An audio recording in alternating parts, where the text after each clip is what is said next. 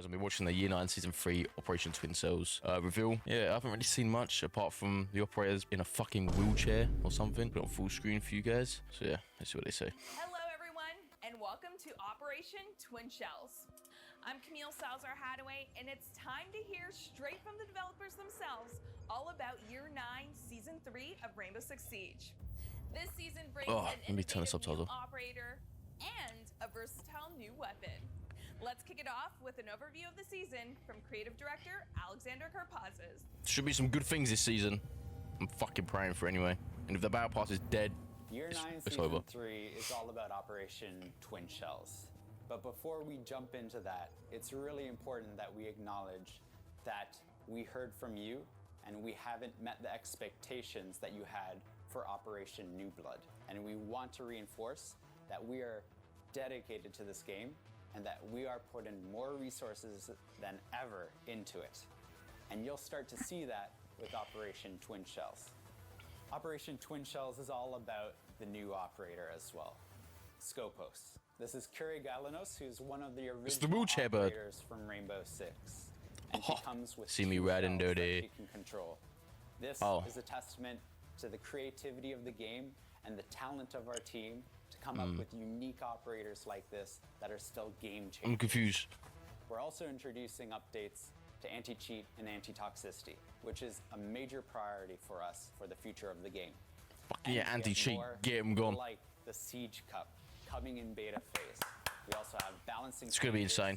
We have Can't wait to do this. Action 2.0 coming online. Ooh. And we have so much more for you. We can't wait to dig into a little recap of the game, Bev. Let's talk about an important topic right off the bat. Cheating and toxicity are not just concerns for you, they are critical issues for us as well. To address this, we've restructured our team to dedicate even more resources to these challenges. Now, to share exclusive details and updates on the current and upcoming player protection projects, here's Alexander Karpazes and product owner Lancelot Seiji. Seiji, cheeky. We want to assure you that we have more than just one security system in place. More than just BattleEye, we have 6 detection systems Stay hydrated, Chad. at any given time so that we can catch cheaters. And we're constantly improving these systems. On top of this, we want to talk about a pillar as well for our anti-cheat, which is binary hardening. Binary hardening is the act of obfuscating and making it harder for cheat makers to access the game. Think of it like a giant library, where a cheat maker is trying to find a specific book. For us, we'll be trying to change that book's location as much as possible. And even on top of that, changing the shells. I don't go to the library. I don't know what they're on about. So that it's as confusing and as hard for a cheat maker as possible, so that in the end, they cannot effectively make cheats for our game. People just stream cheat on TikTok. Just ban them. For those that have won and have cheated, they will be banned. But of course, their teammates will have access revoked from Siege Cup as well, ensuring that competitive integrity remains. Wait, that's only if you queue with them, yeah? Another area of improvement is time to ban. 75% of bans are happening 12 hours sooner now.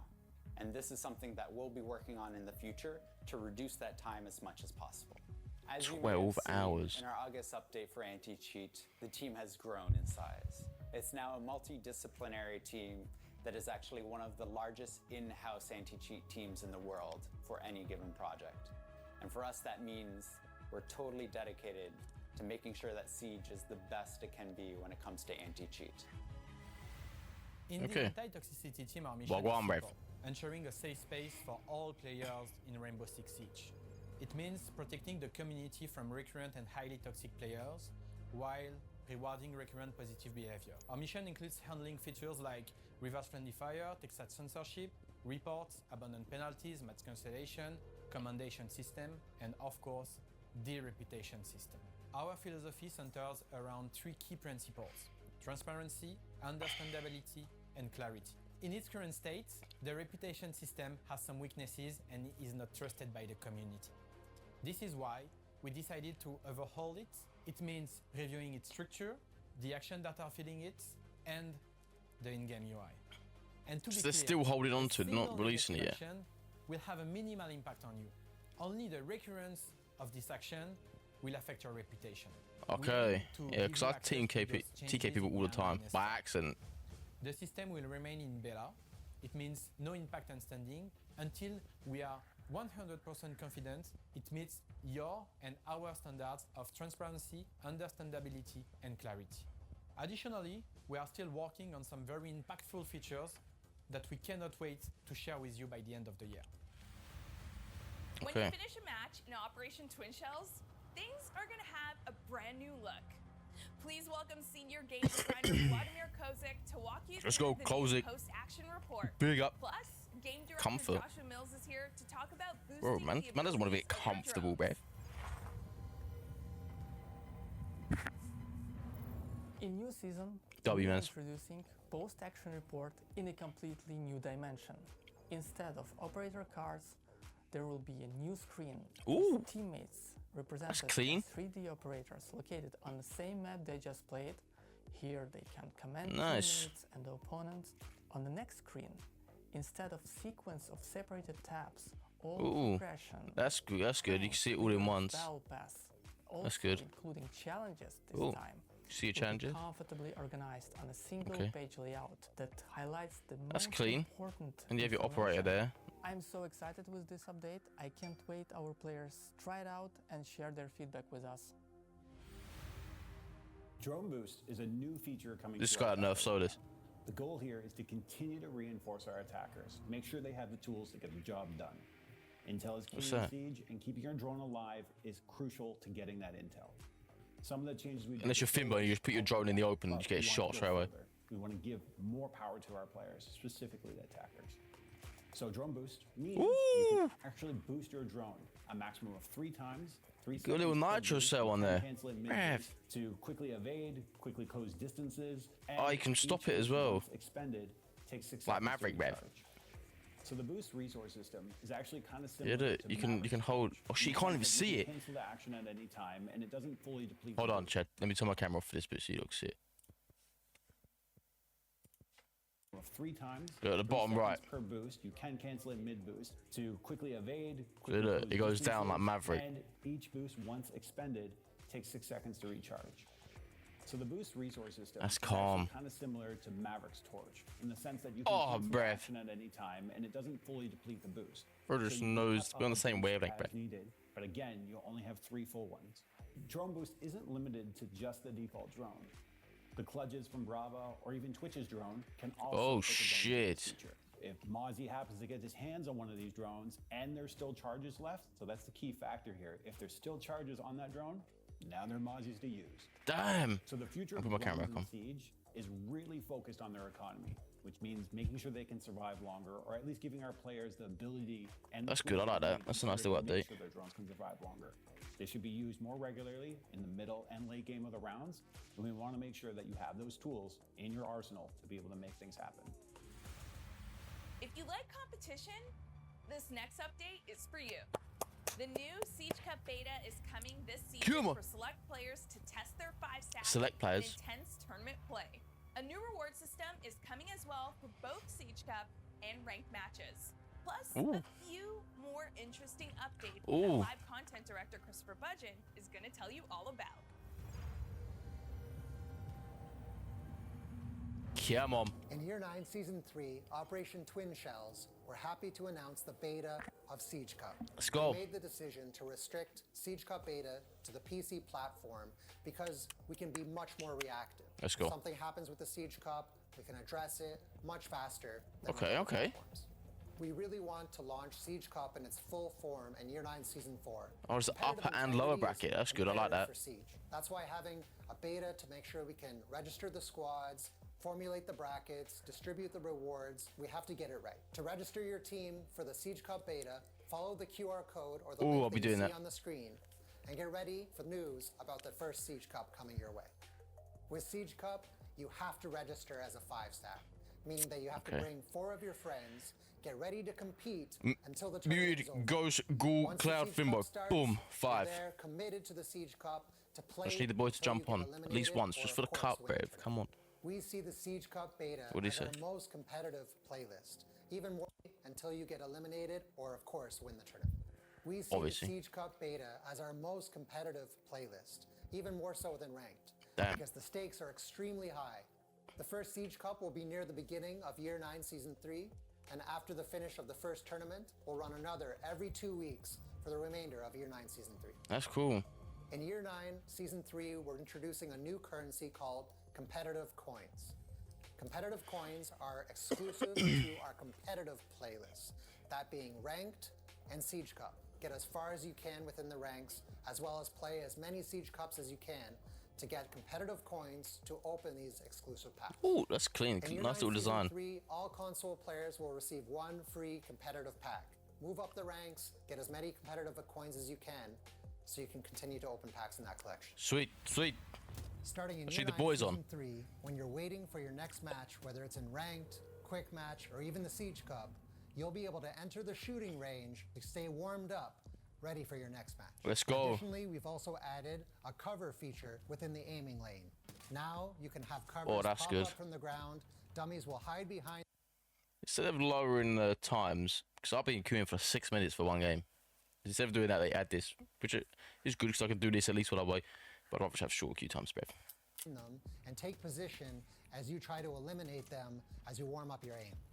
Both PC Rose and Wang. console That's players silver will be 4. able to enter the shooting range during matchmaking. 1v1s have become more popular within Siege, and that's why we've now added a 1v1 custom preset in That's custom good. game. Ain't got to make it There now. are 2 presets for 1v1s in custom game, short and long. The short preset allows you to play 6 rounds with 4 rounds to win and 1 overtime round.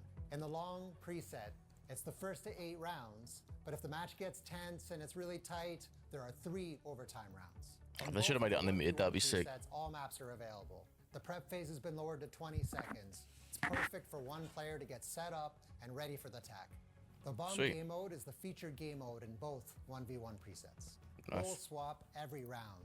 You play attack, then defense. This will continue until whoever finally wins the match. Nice. That's a good little thing. Good little thing. The question arises: which I don't play 1v1s. If you've seen my channel, you know that I'm Wang. How will they change? Game designer David Perpignan has all the answers, plus spoilers. It's soulless Dokkaebi and Nook. So nothing Solis again. We are implementing the second round of changes for Solis. We know that our previous package was a bit harsh. We've been monitoring data just to see that everything went well. What we've seen is a decrease in ban rate and also in presence, but a steady trend on win rate. No one uses her. The of changes for Solis is based in 3 pillars. The first pillar is the detection mechanic. Now Solis will use only the center of the screen to detect the gadgets. What? Only the middle bit? Oh my days. The second pillar is the scanning or identification mechanic. Now we call it overclock. So you can't. The overclock, your energy is pre-filled, and you'll be able to see every gadget in the center. Okay, at least it refills, but come on, there's no point. Aside from that, Solis will emit a warning to every observation tool in the enemy team within the range of detection, so they will know that you are overclocking and that you are seeing their gadgets. Oh my god. The third pillar is the energy access. So they can see that you've scanned it. IO will last longer and will require less energy to be activated while reloading. Also, these new changes give us more balancing levers that will help us adjust Solis in the future. Glacier? Yeah, damn. Dokkaebi right now can generate a lot of pressures in defenders, specifically at the beginning of the round. That's why we're taking a look to the resource management in her ability. Now, Dokka will start with 0 charges at the beginning of the round. That's fair. And we'll get one every 45 seconds, but only up to 2 per round. These changes should It's never been 2, innit? on defenders now. They should have more time to prepare their setup. And Dokkaebi, players will be encouraged to survive longer to have a greater impact in the match. Global abilities like Dokkaebi's Logic Bomb have a great impact in the game, and sometimes with little effort from the players. We are aware of this, and we will take a look at it in the future, being part of bigger changes for the game. So it's just time. It's just a cooldown. Camera scrubbing and intel deception is how stealth should look in Rainbow, and that's what Nock does. The changes we are making are affecting how Nock's ability consumes energy. Instead of being time-based, they will be action-based. That means that some actions like walking won't consume any of your energy, but if you sprint or shoot, your energy will be consumed. Okay, that's good. These changes aim to make Nock more patient. We want Nock to be better at flank watching, cutting rotations, and increasing the uncertainty on defenders. We want them to feel like there's a monster in the house. Okay, I like that. I like that. FMG9 is getting a buff. We are reviewing its recoil to make it more comfortable when you're shooting at longer distances, specifically when you're using magnified scopes. The objective of these changes is to improve the player perception and balance of those operators while keeping the frustrations away. There will be more changes in this season. For example, we are taking a look at the proximity alarm and its synergy with Sentry, and also at the delayed timer for explosions on the Claymore. A big update for Versus AI is coming in Operation Twin Shells, as you'll now be able to play as a defender and face off Don't know why they nerfed Solus again, but okay. Here's AI programmer Ariel Moncha-Delaire. Damn, that's a sexy little name. Versus AI is a game mode designed for new players to provide them with a safe environment where they can learn and practice before their first ranked experience. In Year 8 Season 4, we introduced Versus AI for the first time. Since then, we keep adding more operators to play with and against, more supported maps, and we keep integrating more AI behaviors. Okay. This season will be significant. We're introducing Versus AI 2.0. Given that Siege is an asymmetrical game, we want to give the players the opportunity to play the other side. For the first time, players are going to be able to play the defenders against a full team of AI attackers. The AI attacker team will feature 5 operators: Ash, Thatcher, Termite, Nomad, and Sledge. As a defender, the player will be able to choose between 16 operators, including the new one, Scopos. New players are going to have the opportunity to learn how to react to those attackers' behaviors, but it will also give them some ideas of how to play themselves when it's their turn to play the attackers. Both beginner and advanced game mode are going to offer the full match experience at launch. Similar to a casual game, the player is going to enter as either a defender or an attacker against a full team of AIs. They're going to play on one of our 8 supported maps, and after 2 rounds, they're going to switch sides. We've heard your Why does that wall look so weird? To make sure that Versus AI. Similar to a casual game, the player is going to enter as either a defender or an attacker against a full team of AIs. They're going to play on one of our 8 supported maps, and after why does that wall look like that? 2 rounds, they're going to. Is that just because I play on shitty graphics? Or is it? Or is that changed? And we want to make sure that Versus AI gives a real feel of what it's like to play Siege. Yes, sir. It's now time to talk about the new operator. Oh, she's edging it now.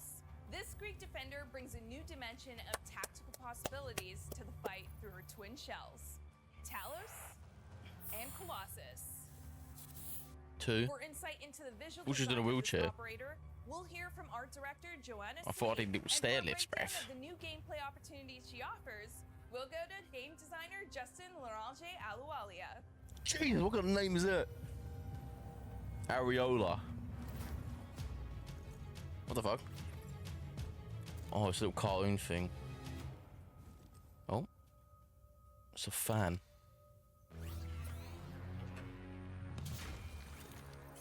Damn.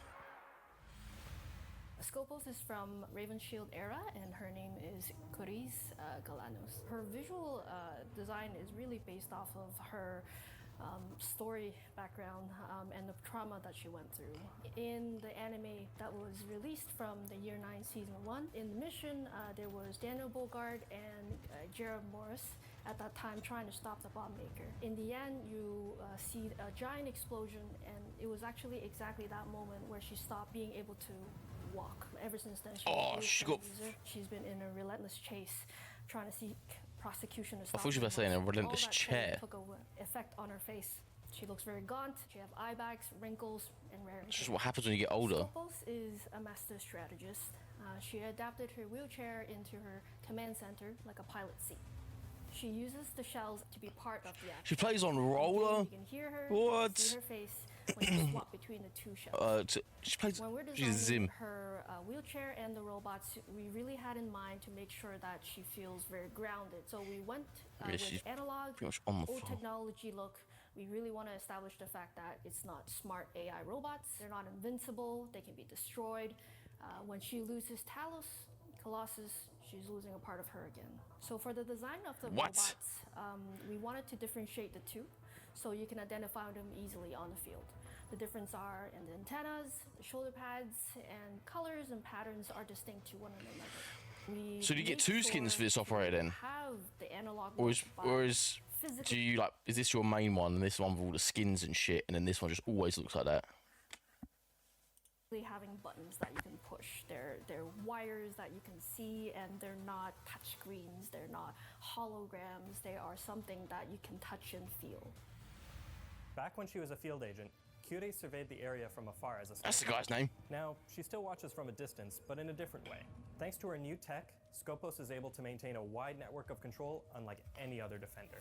That's because what Skopos brings to the field is not one, but two remotely controlled robotic operators. These shells, named Talos and Colossus, make up the V10 Pantheon system. At any given moment, one of Skopos' shells will be in an active state, where it functions like an But can you shoot the other one while it's remains in an idle like state, while it's where it functions in like a the powerful piece cage? of defensive utility. Skopos' control allows her to swap the Get states 6k ace.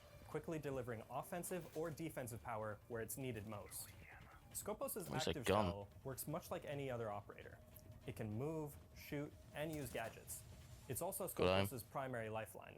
If a shell is destroyed while it's active, Kyurei's link is severed, and she's functionally dead for the rest of the round.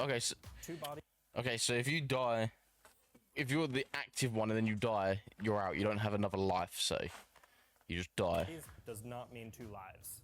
Meanwhile, there you go. Skopos' idle shell will take on a defensive posture, deploying an integrated shield that functions much like a deployable shield secondary gadget. While in this state, the idle shell can be used as an observation tool by Kyurei and her allies. Additionally, Skopos can access her idle shell's camera directly at any time with the gadget button. While Skopos is looking through her idle shell's camera, she'll have the option to swap shells. Activating the swap sequence will put her active shell into idle mode and put her idle shell into active mode. The only catch is that the active shell needs to be in a position where it can deploy its shield to perform the swap. Skopos' HUD has an indicator that'll make this easier. In fact, Skopos' HUD will display plenty of useful information about both shells, including whether the idle shell is under attack or being affected by an EMP. Oh. Skopos is a very tactically oriented So can IQ see it as well? Players to collect data and quickly act on it to maximize her potential. A strong Skopos player is one that makes frequent use of her idle shell to guide the actions of her active shell. For most players, Skopos will likely be a shallow roamer. Yeah, so you can destroy it. There was an X there. This was crossed out. Or fall back and anchor as needed. If used strategically, she has the power to be one of the most mobile operators in the game. Skopos' idle shell can be a very strong piece of utility. Having the combined properties of a deployable shield and a bulletproof camera, this shield can offer a large amount of intel and relative safety. Skopos' idle shell is most effective when placed in key areas for the defenders to hold so that it can provide information and serve as a launching point for when the enemy least expects it. Talos coming out. Skopos is Can you shoot it in the, when it's doing the animation? The PCX-33 assault rifle. Oh, this is the new gun. There she is. A sniper rifle into battle, but make no mistake. Her shells are still packing some serious firepower. 2 speed, 2 health, prox alarm, grenade. And heavily customizable, making it a versatile tool for a versatile defender. For a sidearm, Skopos carries a P229, a throwback to Kyurei's days in the Greek Special Forces. Skopos also has access to secondary gadgets. These are shared between... Thought for the mind. Is that this quote? I don't know. Can Doc heal him? Because Doc has the stims, but they're needles, isn't it? Like, can Doc heal the robot? For the minus, if he brings it up, and IQ should be able to scan it because it's electric. Between her 2 shells. Her first option is impact grenades, a great choice to maximize her mobility and roaming potential. Alternatively, Skopos can bring proximity alarms. Yep. These synergize great with her idle shell, helping her know exactly the right time to take action. The Pantheon shells are 2 health, 2 speed operators. Sledge, what are you doing? Built for a balance between durability and mobility. Given their unique nature, Skopos' shells have a few special interactions. A good rule of thumb is to think of her active shell as an operator and her idle shell as a gadget. The first interaction you might wonder about is EMPs and gadgets that target electronic devices, like IQ. There you go. While Skopos' shells are electronic, The active shell has an active countermeasure that protects it from anti-electronic effects. It won't completely stop them, but it will prevent Skopos' active shell from being fully disabled by an EMP. This protection doesn't extend to the idle shell, however. Disabling effects will prevent Skopos from using the camera and swap features. Okay. Skopos' greatest counter is Dokkaebi. The hacker's calls are a threat to any roamer, but they also block Skopos' strongest escape plan. Additionally, Dokkaebi's universal hack can give her team access to the idle shell's camera. Brava's Clutch drone can overheat Skopos' idle shell. However, this takes a while and gives Kyurei a warning on her HUD. If she's fast enough, Skopos can swap to activate her countermeasures and prevent the overheat. In addition to being an electronic gadget, Skopos' idle shell's shield can be destroyed with explosives and similar effects, leaving the idle shell exposed. Okay, so you just The glass can also be shattered, preventing allies from fully benefiting from its utility. That's cool. That's cool. Ash charge, frag grenade, or Flores My God, Flores. make quick work of an undefended idle shell. The Oh, biggest so he threats just to kills Skopos it. are her direct counters, so she benefits greatly from allies who protect her from them. Catchers like Jaeger and Y9S3 can protect her idle shell from explosives, and other denial gadgets like those from Mute is the goat. Mozzie and Tubrow can stop many of Skopos' greatest enemies. Being made of metal, Skopos' shells can't benefit from healing effects. Doc's stims, Thunderbird's Kona stations, and Rook's armor won't help the shell. You can't even have Rook's armor. They also can't get put in a down state, and they don't breathe, meaning they're immune to toxic effects like smoke and Fenrir. That last fact can open the floor to some aggressive combos. Oh! Another strong approach to Skopos is to double down on intel. Maestro, Valkyrie, and Echo can offer more insight into enemy positions and even provide some distractions. That can be more than enough to let Skopos get into position and go for the kill. Dokkaebi, what are you doing?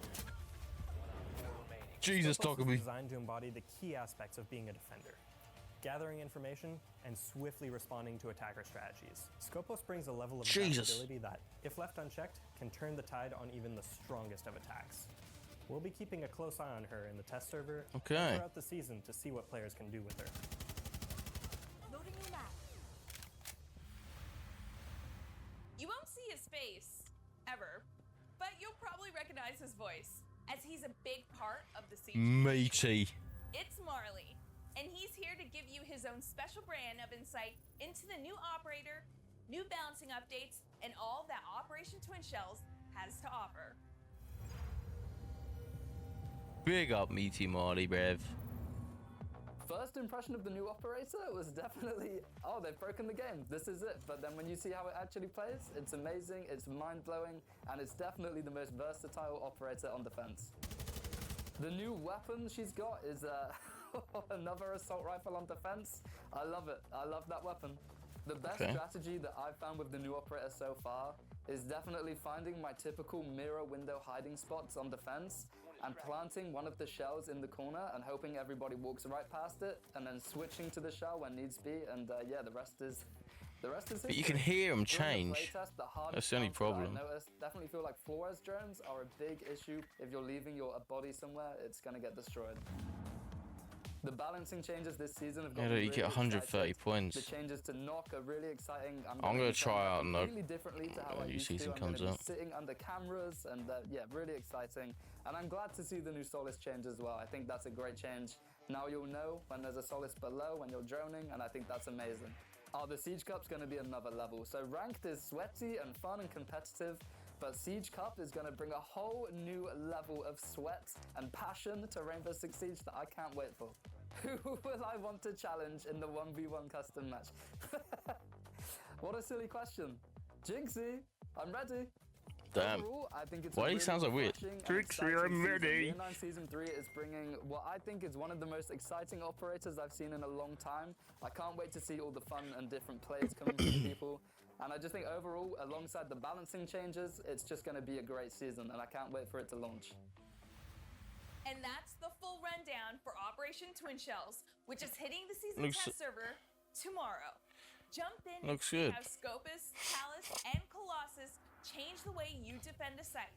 And as always, remember to report issues you encounter while playing to R6Fix for a chance to earn a tidy reward for your efforts. Now, don't leave just yet.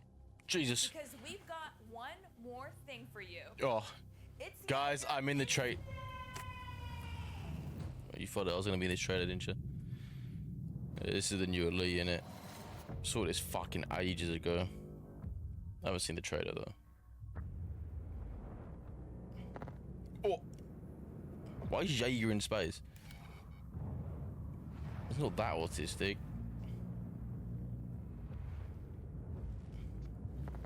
They should have done one with trains, man. He likes trains.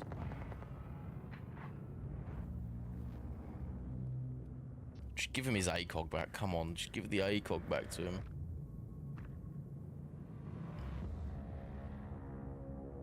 Exosphere Guardian. Won't be getting it, so I'm skint. SiegeCuh. The SiegeCuh's gonna be so fun. I'm hoping the boys, please, boys, if you watch this video, please play it with me. I am very excited for that. I think it's gonna be a very good season. Share it. Just gotta see how everything works out, really. Thank you all for watching. If you did watch this, if you did find it interesting, please like, comment, and subscribe. I'm probably gonna try and get this out the same day as recording this, so I'll probably be live by the time this is up. Everyone have a good day, have a good night. Appreciate you all. See you guys later. Adios.